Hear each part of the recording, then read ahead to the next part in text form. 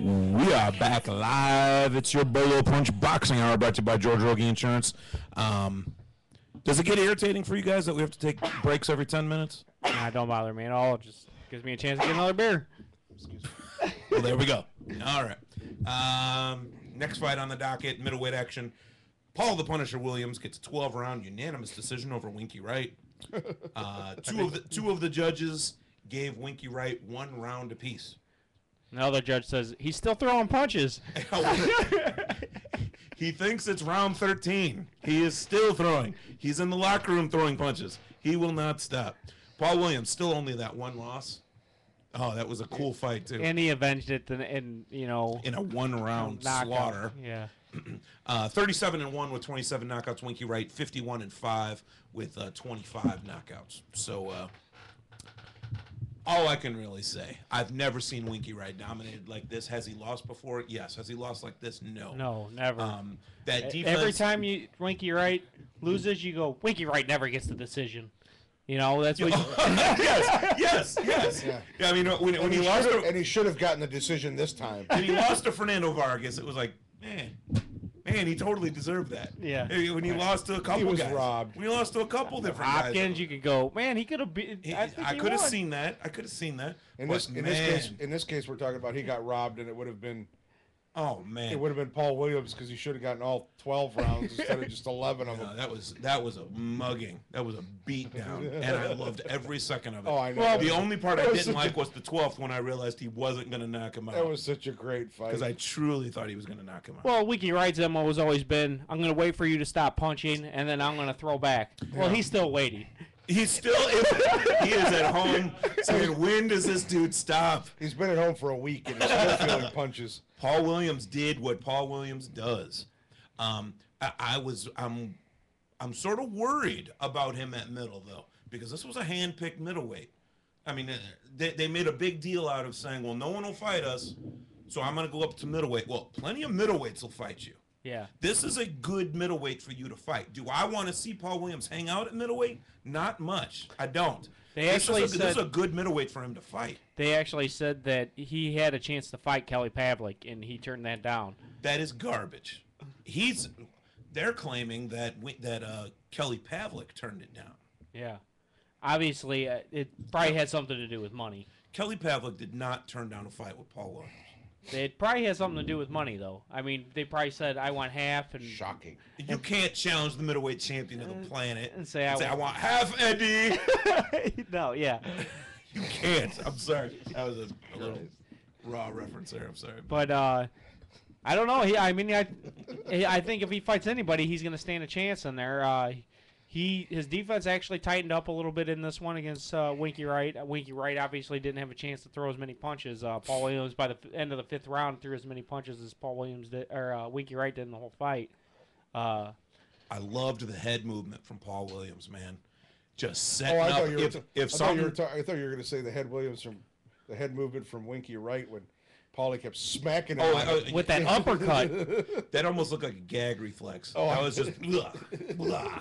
But I mean, I love that. What I liked is when Winky Wright's holding his arm and Paul Williams throws underneath his arm. Yeah. To throw the uppercut. So he threw a left hand, and now that left hand got caught under Winky Wright's armpit. So he takes his right hand and brings it up under and hits it on the other side of Winky's face. Winky's got to be saying, that ref just hit me.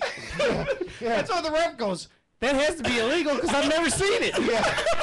Well, the fact that Paulie's got arms that are like 9 feet long. No, Winky Wright's got some long arms too. Winky Wright's got long forearms. He's got there's only 2 parts to an arm. His biceps only 2 inches long. Oh, okay, all right. His forearms are 3. Well, it's like those NBA guys that are 7 feet tall, but they have size 12 shoes, 13-inch legs. I just can't do a jump ball. I can reach it. But nonetheless, Paul Williams proved that he can hold his own at middleweight. We have to see what he can do against a bigger puncher. Winky Wright has never been the biggest puncher at middleweight. We were saying, he's got who else does he have there? He has Kelly Pavlik, Arthur Abraham. Those are two of the belt holders, and Felix Sturm, I guess, would be the other belt holder. I could see him fighting Felix Sturm. That's who I was gonna say. I mean, you need to choose someone that doesn't have a big punch. Yeah. You don't want to put Paul Williams in there with a middleweight's punch. You don't want it. I will have to see. I mean, I've never seen him really get rocked. Even when in his loss to Quintana, he never really got rocked. He didn't get rocked. He got his face split open, and he got beat to the punch pretty much every time he went to the well. And you see the difference in speed here, how he was slipping Winky's punches. I mean, welterweight from middleweight to welterweight, the guys slow down quite a bit. And if you're used to a welterweight throwing punches and getting caught by those, all of a sudden it's like slow motion to you when you fight a middleweight. Yeah, but there's a lot more dynamite on the end of that. Exactly. So you don't want to get hit. But that's why I think it was perfect that he was teamed up with Winky Wright here. Because the dynamite is not. Who doesn't throw a punch? Even if you do get hit by Winky, he's not gonna hurt you. Yeah, it's more like a quarter stick. His knockouts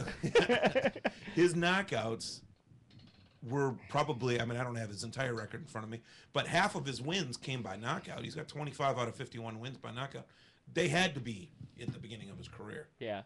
When he was fighting nobodies, they have to be. Well, he had trouble fighting a lot of fights here in the States, so he went overseas and fought a lot of guys over there, and that's where he built up a lot of his knockouts. Winky's always been the guy that when he does get a knockout, it's accumulation of punches as well. It's not a single shot. I mean, Paul Williams has actually knocked quite a few guys out with a single shot. I think he was just being a little bit more he's a little more cautious at middleweight. And you've seen when more towards the end of the fight when he knew Winky Wright there was no chance that Winky was going to hurt him. He threw a little bit harder, and that should have been by like the. And the problem was, I mean, Winky's always had a good defense. Round. Winky, that's his game. Winky's defense is outstanding. Yeah, we always talk about his arms. I mean, his forearms are 8 feet long. Very, very long. We're gonna have to see the power that Paul Williams has when he fights somebody else with a little bit worse defense than Winky Wright. What about Paul Williams versus Pavlik? That's what the guys here are. That's talking what we about. were talking about. I don't think he's ready for Kelly Pavlik. Not yet. Not for the abilities that Pavlik has at middle, because he's not a short kid himself. No. And he's got a good long. Talk about blue collar reach.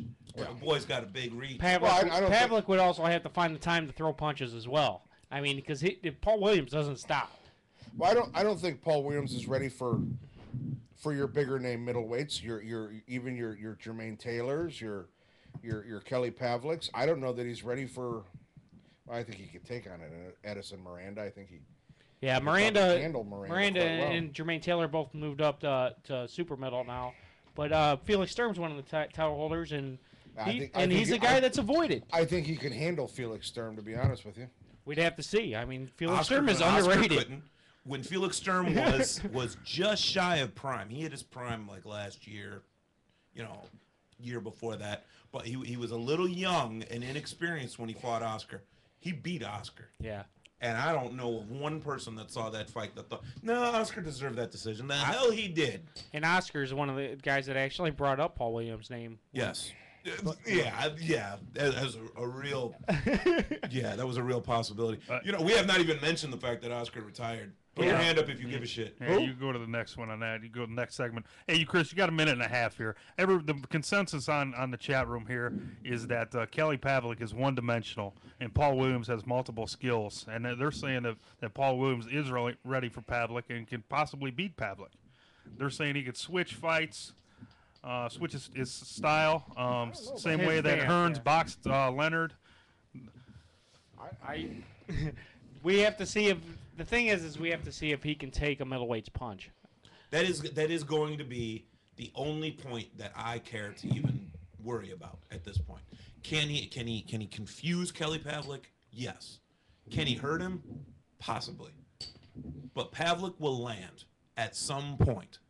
And he's going to land more than once. When you're throwing 100 punches or 110 punches around, you leave yourself open sometimes because it's got to happen. You can't play defense and offense at the exact same time. Yeah. It just doesn't work. Now his great offense, his great defense rather, is his awesome offense. Yeah. It's hard to block stuff when you've got that many because you have to put your own offense up. And his chin looks really good at welterweight. We have to see how good it looks. Of course it does. We have to see how good it looks. Will it convert to middleweight? I don't think we got our answer just yet. I mean, we will. Not against Winky. Not against Winky Wright. It's still. Okay. Maybe it'll Let's take a break. We'll be right back.